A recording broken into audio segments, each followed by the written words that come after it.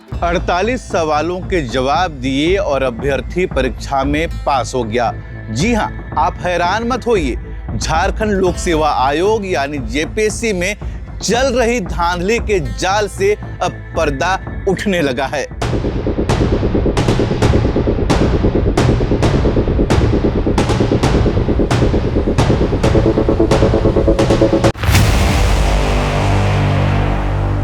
जोहार साथियों, JPSC civil सेवा परीक्षा 2025-26 मामले में सीआईडी की जांच जैसे जैसे आगे बढ़ रही है, चौंकाने वाले खुलासे हो रहे हैं। हजारीबाग से एक और अभ्यर्थी सौरभ सुमन को गिरफ्तार किया गया है और इसके साथ ही सलाखों के पीछे पहुंचने वाले आरोपियों की संख्या 11 हो गई है।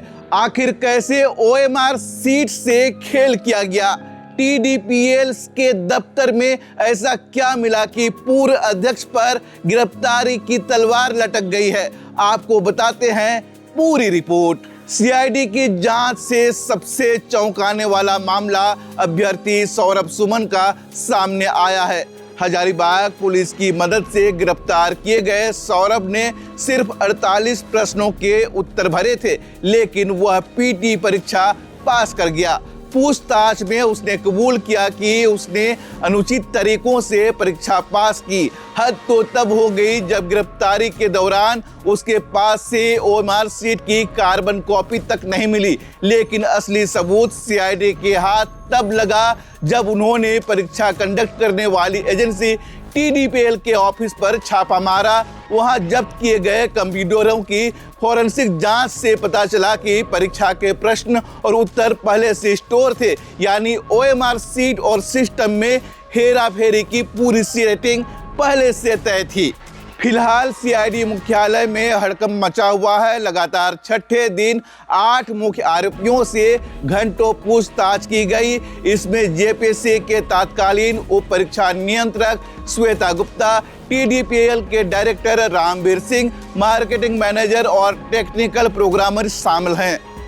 आरोपियों को आमने सामने बैठाकर उनके बयानों का डिजिटल साक्ष्यों से मिलान किया जा रहा है और इस पूरे मामले की आंच अब बहुत ऊपर तक पहुंच चुकी है। जेपीएससी के पूर्व अध्यक्ष एल खंग्याते की मुश्किलें बेहद बढ़ गई हैं। ओएमआर सीट में हेराफेरी और डाटा टैंपरिंग के सबूतों के आधार पर उनसे तीसरी बार पूछताछ की जा रही है।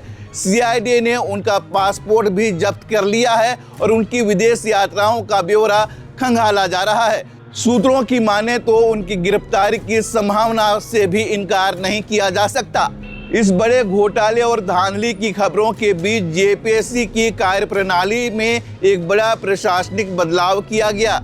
आयोग में वर्षों से चली आ रही मेंबर इंचार्ज व्यवस्था को पूरी तरह से खत्म कर दिया गया है। पहले क्या होता था कि किसी भी भर्ती का जिम्मा आयोग के किसी एक सदस्य को दे दिया जाता था, वह पूरी प्रक्रिया की मॉनिटरिंग करता था। लेकिन अब पूरी भर्ती प्रक्रिया को केंद्रीकृत कर दिया गया है, यानी अब किसी एक मेंबर के हाथों में पूरी भर्ती नहीं होगी, बल्कि आयोग स्तर पर एक जगह से सारे फैसले लिए जाएंगे। हालांकि इस बदलाव से पारदर्शिता आएगी या जवाबदेही तय करने में और उलझन होगी, इस पर भी बहस छिड़ गई है।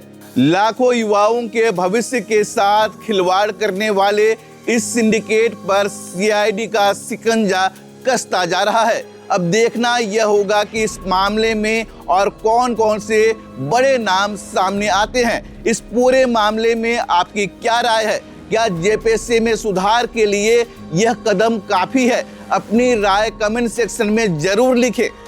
खबर पसंद आई हो तो वीडियो को लाइक करें, शेयर करें और पल पल के अपडेट्स के लिए चैनल को सब्सक्राइब करना न भूलें। शुक्रिया।